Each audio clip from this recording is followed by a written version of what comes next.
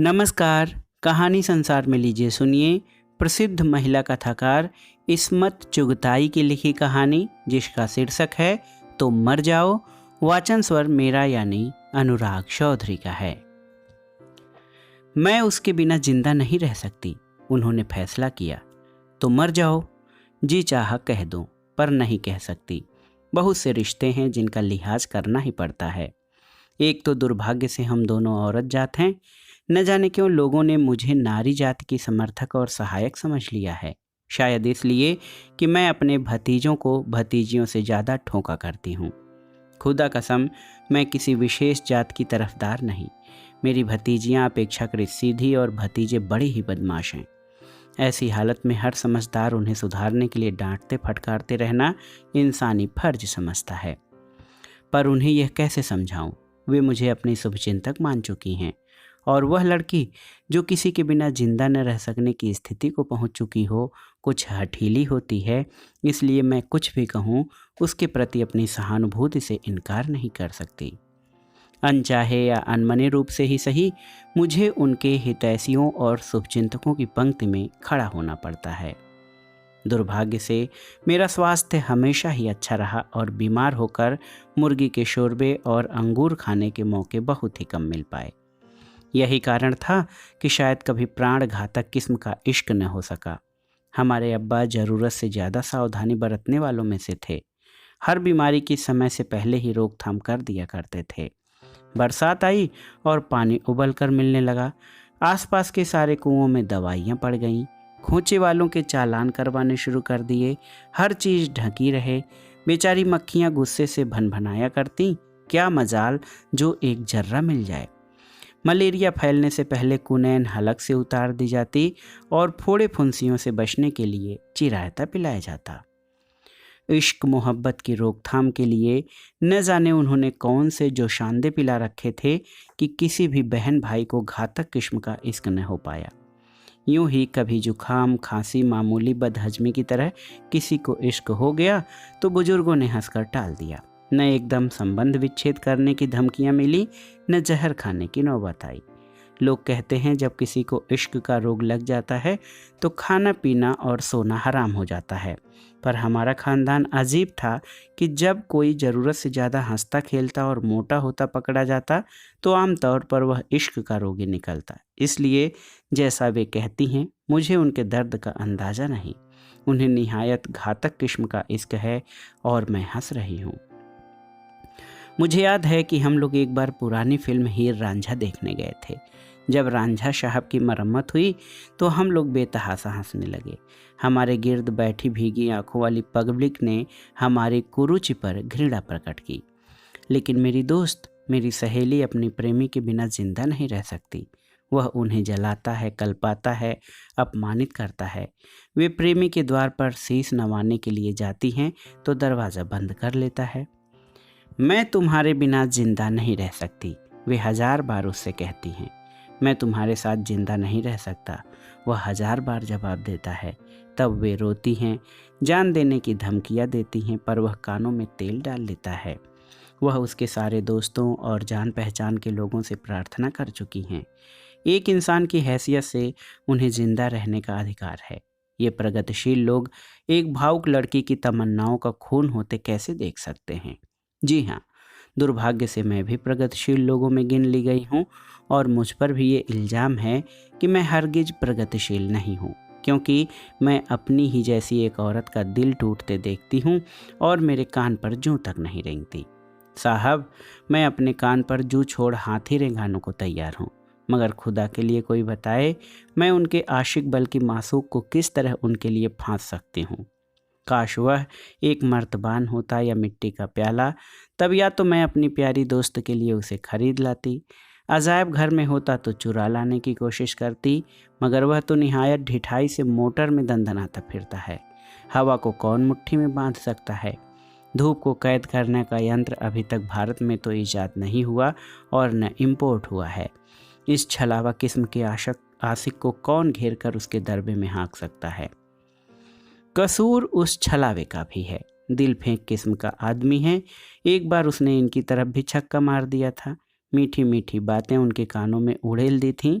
उन्हें लिए लिए भी घूमता था। उन्हें सर्दी लग रही थी तो स्वेटर खरीद कर पहना दिया, पेड़े खिलाए और शायद चूमा चाटा भी होगा।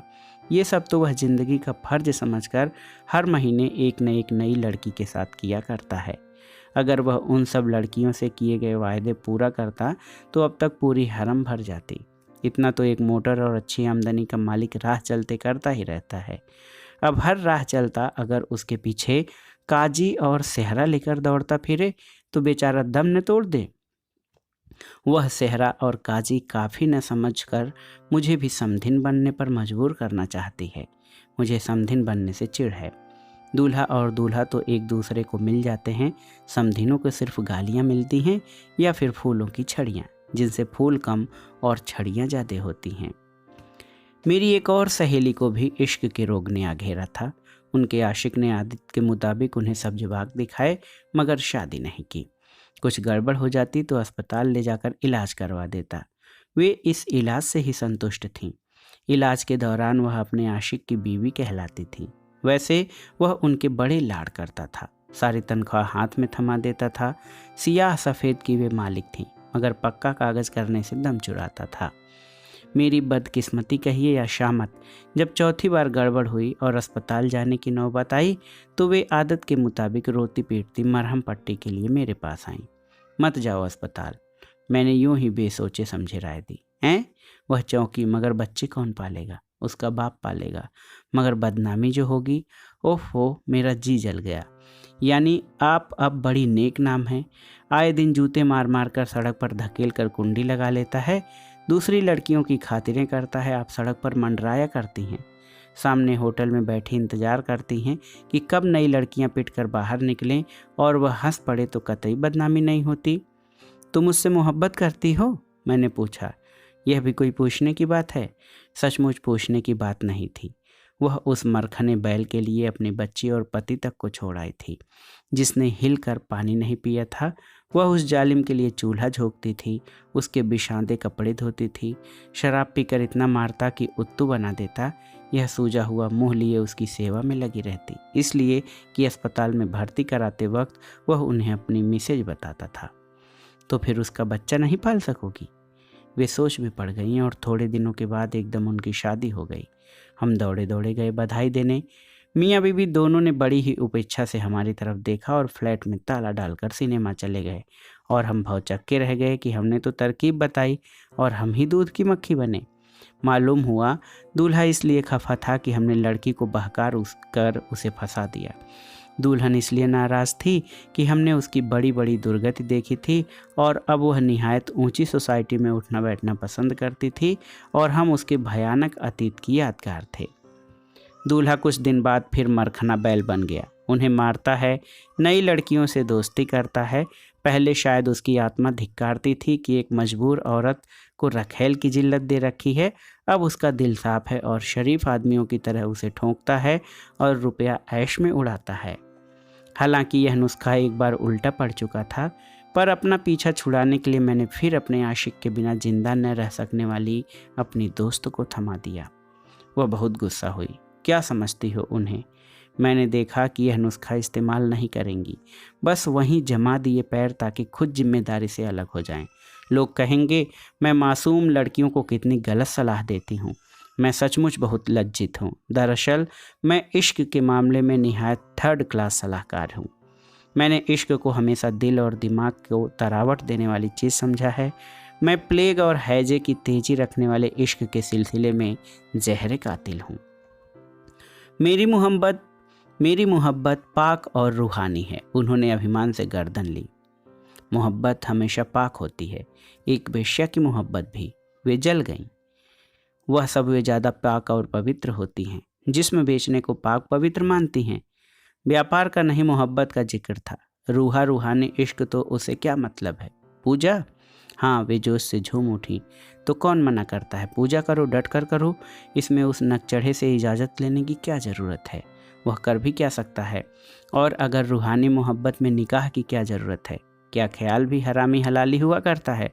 तुम शौक़ से उसे अपना रूहानी शौहर बना लो, वह तुम्हारे चंगुल से नहीं बच सकेगा।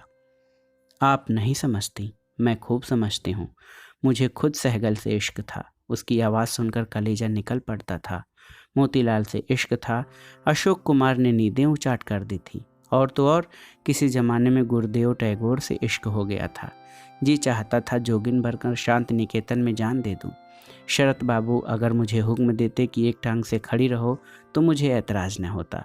किसी से कहना नहीं, मुझे पॉल रॉबसन से तो ऐसा हिस्क हुआ कि खुदा की पनाह। उसके रिकॉर्ड सुनकर घंटों सर धुना है।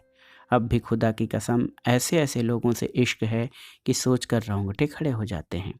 अगर किसी को मेरे आशिक मिजाज दिल की दीदा दिलेरियों का पता चल जाए तो अंधेर हो जाए, लोग मेरे नाम से भागने लगें और लोगों को सबक देने के लिए मुझे बीच बाजार में दुर्रे लगाए जाए, मगर उनमें से किसी शूरमा से शादी का शौक़ नहीं। अगर उन लोगों की किसी भी हरकत मुझे उनकी बदनीयती का शक हो जाए तो मैं इज्जत का दावा कर दूं। मेरी जान, शादी और इश्क को गड़बड़ मत करो। क्या तुम समझती हो शादी के बाद इश्क नहीं हुआ करता? मेरा तो ख्याल है इश्क सिर्फ मुर्दों को नहीं होता, मगर वह भी शायद मैं पूरे यकीन से नहीं कह सकती, क्योंकि मैं अभी मुर्दा नहीं हूँ। आप मजाक कर रही हैं। रूहानी इश्क से मेरा ये मतलब नहीं है कि टैगोर से इश्क कर लिया जाए, यह इश्क नहीं। तो साफ कहो, इश्क से तुम्हारा मतलब शादी है, जिसमें महर और तलाक का भी हक भी रहे। तुम निरी बनिए की बेटी हो, सख्त व्यापारी जहनियत है। लैला होती इस वक्त तो इश्क की तौहीन करने के सिलसिले में तुम्हें अपने ऊँट के नीचे कुचल देती।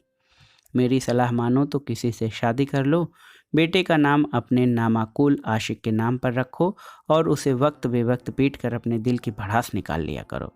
आशिक से शादी करना सख्त बदमजाकी का सबूत है। बस मजाक लोग लेमन ड्राप को चबा कर निकल जाते हैं। लेमन ड्राप चूस कर खाने की चीज़ है। खुदा के लिए आशिक को गृहस्थी के जुए में न जोतो। जरा सोचो, दिलीप कुमार जो हजारों दिलों की धड़कन बना हुआ है, मुस्तकिल तौर पर घर वाले के रूप में आ डटे तो फिर दिल किसके लिए धड़के? यकीन मानो वह भी इंसान है, खाता है, पीता है, सोता है, लड़ता है, कुंजियाँ खो देता है, कागज़ बिखेरता है, वादा खिलाफियाँ करता है, सिनेमा का टिकट खरीद कर भूल जाता है और यकीन मानो जैसे मधुबाला और वैजंती माला के लिए खुदकुशी करता फिरता है, आहें भरता है, बीवी के लिए नहीं भरेगा। दिल टूट जाएगा। क्या समझती हो तुम? कृष्णचंद्र से शादी कर लो, वह कभी तुम्हारी साड़ी महालक्ष्मी के पुल पर नहीं टांगेगा, बल्कि निहायत भोड़ेपन से अपनी कमीज टांगते वक्त तुम्हारी साड़ी कीचड़ में गिरा देगा और उल्टा तुम्हें फूहड़ कहेगा। साहिर हाथ आ जाए तो कभी तुम्हारे आंसू रेशमी आंचल से न पोंछेगा, न तुम्हारी मरमरी बाहों का सहारा लेगा। सरदार जाफरी से तो भूल कर शादी न करना, तुम्हारे बालों तक में किताबें और कागज़ भर देगा और वक्त बेवक्त इक्के वालों की तरह लड़ेगा। जरा भी अक्ल रखती हो तो खुदा के लिए इन आर्टिस्टों से शादी न कर लेना, वरना सर पकड़कर अपनी हिमाकत पर रोगी। ये सपने हैं, इन्हें सच बनाने की कोशिश न करना। पति एक निहायत ठोस सच्चाई होती है। वे मेरी अक्लमंदी की बातों से रोब में आ गईं। खुशी से मेरे हाथ पांव फूल गए। कौन कहता है मैं बेतुकी बातें करती हूँ? एक इश्क की मारी लड़की को सच्चे रास्ते पर लगा दिया। अब यह धूमधाम से शादी करेगी, बच्चे जनेगी, दुनिया सजेगी। भाई मुझे तो कौम की लीडरी करना चाहिए। मगर मरी लीडरी के सपने गदगर करके नीचे आ पड़े जब मैंने सुना कि उसी शाम उन्होंने अपने बदजात आशिक के मोर्चे पर हमला बोल दिया। उसकी बीमार तिनका सी अम्मा को जुत्सु के पहलवानी हाथ दिखाए, ये मेरा घर है, मैं यहाँ से कभी नहीं जाऊँगी। उन्होंने पक्की गृहस्थन की तरह ऐलान किया, तुम उसकी माँ नहीं डायन हो, उसकी कमाई पर नागिन बनकर बैठी हो सकने वाली बहू ने चीख चीख कर कहा और बड़ी मुश्किलों से धक्के देकर उन्हें घर से निकाला गया। तब निकली। अब मेरी कमबख्ती देखिए, जैसे ये सारे धक्के मेरी ही पीठ में लगे। लोग बिल्कुल ठीक कहते हैं, मैं निहायत अहमक हूँ, मैं उसके बिना जिंदा नहीं रह सकती। वे बड़े विश्वास से कहती हैं, तो मुझे क्यों आपत्ति है? मैं उनसे यह क्यों नहीं कह देती तो मर जाओ। खैर, आइंदा कह दूंगी। तो दोस्तों, ये थी इस्मत चुगताई की लिखी कहानी, जिसका शीर्षक था तो मर जाओ। कहानी बेहद ही बेबाक तरीके से लिखी गई है और इसमें इस्मत चुगताई की जो महिलाओं की सोच है इश्क, मोहब्बत और प्यार में, वो उनकी साफ गोई इस कहानी में साफ साफ दिखाई देती है। कहानी सुनिएगा और हमें कमेंट बॉक्स में बताइएगा कि ये कहानी आपको कैसी लगी। कहानी सुनने के लिए धन्यवाद। नमस्कार।